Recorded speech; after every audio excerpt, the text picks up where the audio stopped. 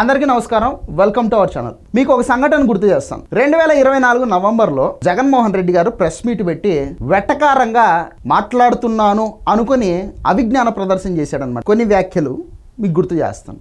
నాకు సన్మానాలు చేయాల్సింది పోయి, నాకు సెలవులు కప్పాల్సింది పోయి, ఏంది ఇది? ఇదే మాడ్యులేషన్లో జగన్మోహన్ రెడ్డి గారు అనడం జరిగింది. దేని గురించి?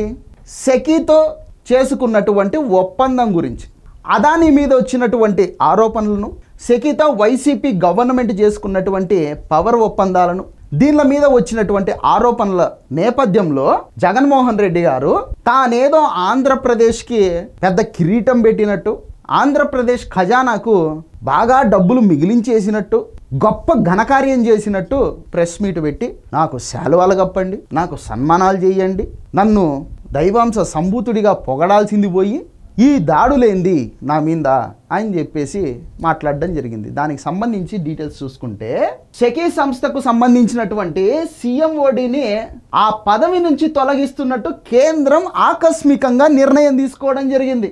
దీనికి ప్రధానమైనటువంటి కారణం ఏంటి అంటే, జగన్మోహన్ రెడ్డి గారి ప్రభుత్వంలో ఈ సెకీ సంస్థని వాడుకొని అదానీ వాళ్ళతో చేసుకున్నటువంటి ఒప్పందం ప్రధానమైనటువంటి కారణం అనమాట. ఇక దీంట్లో డీటెయిల్స్ లేకి కొంచెం లోపలికి వెళ్తే, జగన్మోహన్ రెడ్డి గారితో సంబంధ బాంధవ్యాలు ఏర్పరచుకున్నటువంటి వాళ్ళకి ఎవరికైనా సరే అవమానాలు, జైలు వాసాలు ఇవన్నీ తప్పవు అనే మళ్ళొక్కసారి నిరూపించబడింది.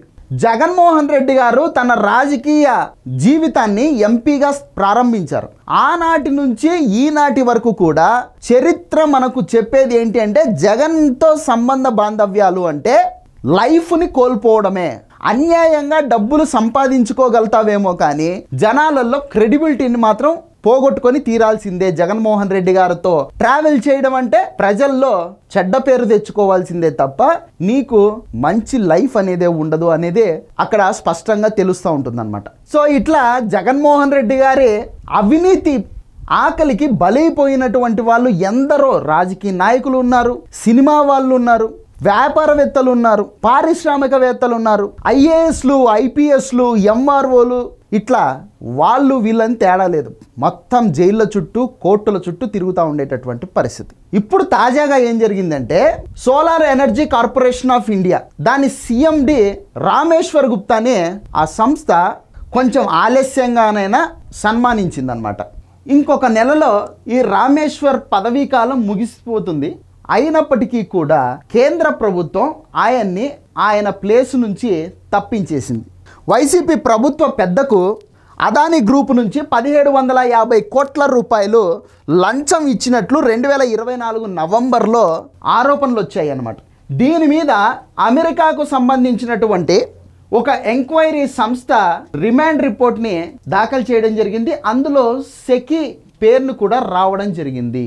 ఈ సెకీ సంస్థ నిర్వహించినటువంటి ఒక బిడ్డింగ్లో ప్రాజెక్టులు దక్కించుకున్నటువంటి సంస్థలు తాము తయారు చేసినటువంటి విద్యుత్ని విక్రయించేటటువంటి ఒప్పందాలు, అందులో జరిగినటువంటి అవకతవకలు, ఏ రాష్ట్రాలకైతే తమ సంస్థలు విద్యుత్ని విక్రయిస్తూ ఉన్నాయో ఆయా రాష్ట్రాల్లో ఉన్నటువంటి ప్రభుత్వ పెద్దలకు లంచాలు ఇచ్చి ఆ రాష్ట్రాలతో ఒప్పందాలు చేసుకున్నట్టు పెద్ద ఎత్తున ఈ solar energy corporation of India సంస్థ మీద ఆరోపణలు రావడం జరిగిందనమాట.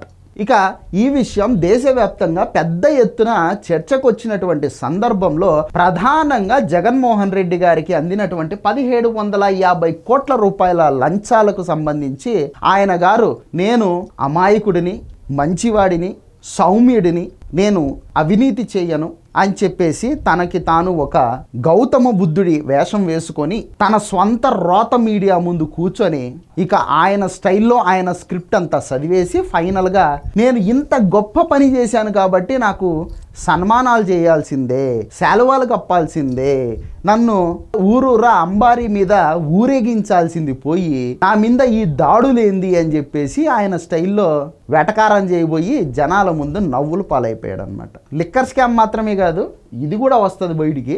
జగన్మోహన్ రెడ్డి గారు సర్దుకొని ఉండండి మరి రెడీగా.